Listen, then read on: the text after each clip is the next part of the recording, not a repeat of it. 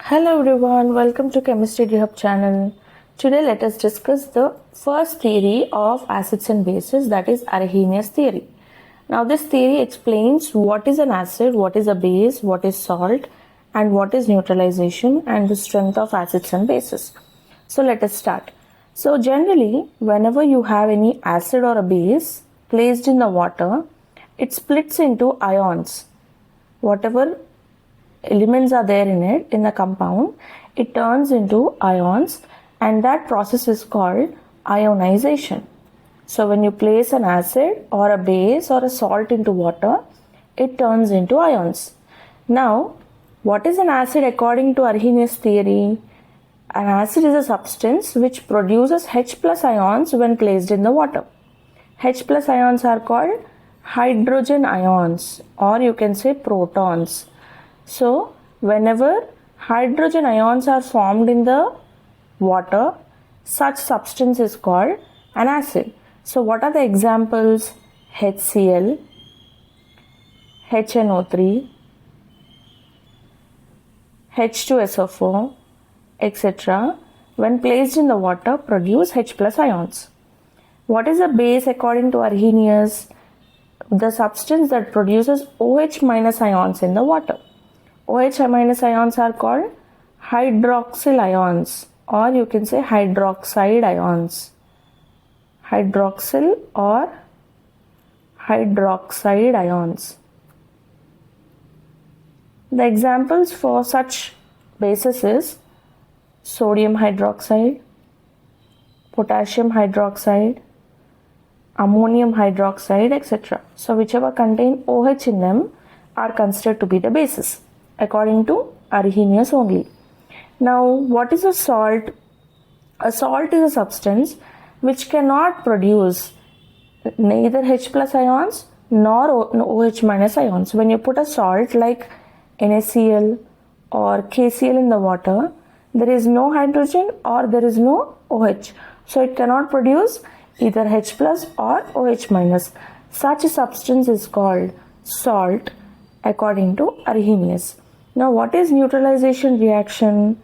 The reaction of an acid with the equal amount of base. Equal amount is the most important word, because suppose you add less acid and more base, the reaction will not be a neutralization. That means some excess of base will be remaining.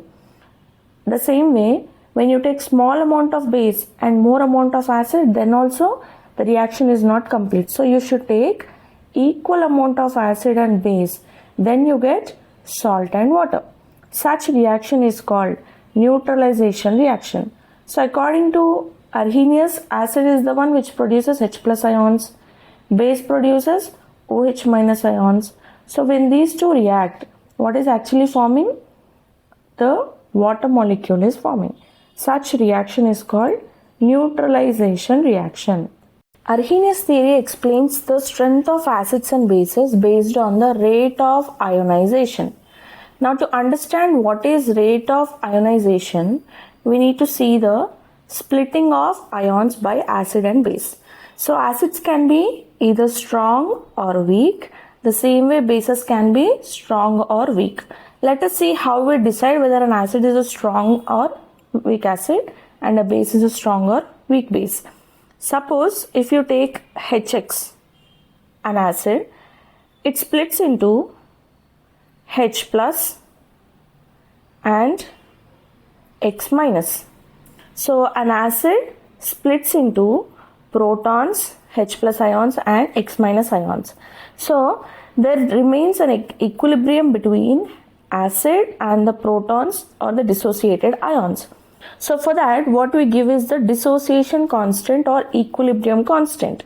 That is, for acid it is Ka, for bases it is Kb. So the base here we take is MOH. It splits into M plus and OH minus. So accordingly we write equilibrium constant Kb for bases, Ka for acids. What is it? Products by the reactants. These are the products after ionization and these are the reactants. So we give equilibrium constant for acid as Ka or the dissociation constant. The same way dissociation constant for Kb. Now, if at all you take 100% of the acid and only 20% of the acid got dissociated into the products, such 20 to 30% or less amount of ions are formed, such acid is considered to be the weak acid. Suppose if maximum amount of the acid got converted into its ions, such acid is called strong acid. So, the same way we talk about strong base and weak base. So, for a strong acid or a strong base, more ionization, then that leads to more ions. If more ionization is there, that leads to more OH minus ions and more H plus ions, and that leads to greater Ka or Kb values. Similarly, for a weak acid or a weak base, the ionization is less, then less ions will be formed. So if the numerator is low, obviously the Ka and Kb values are going to be low. So this is the simple flowchart for a strong acid or a strong base. So the example could be, you can remember 1 or 2 examples for strong acid base and weak acid base. So you can take HCl or HNO3, H2SO4, etc. And for strong base, you can take NaOH, KOH, etc. And for weak acids, you can take acetic acid or carbonic acid, CH3COOH or H2CO3. And for weak base, you can take ammonium hydroxide and lithium hydroxide. So you can remember 1 or 2 examples for each. Now let us see the limitations, drawbacks or demerits, or you can say failures of Arrhenius theory. So this theory mainly explains about the acid and basic nature in the aqueous solutions only. That means whenever you place an acid or a base in water, aqua is water.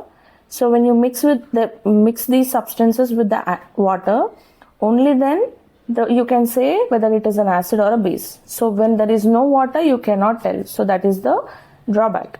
And few other substances like CO2, SO2, SO3, N2O5, they are all acidic in nature. And few bases like ammonia, calcium oxide are basic bases. But how they are acids and bases, how they are getting that acidic and basic nature, Arrhenius could not explain. And the hydration of H plus ions. So whenever you have H plus ions in water, it will not remain as H plus.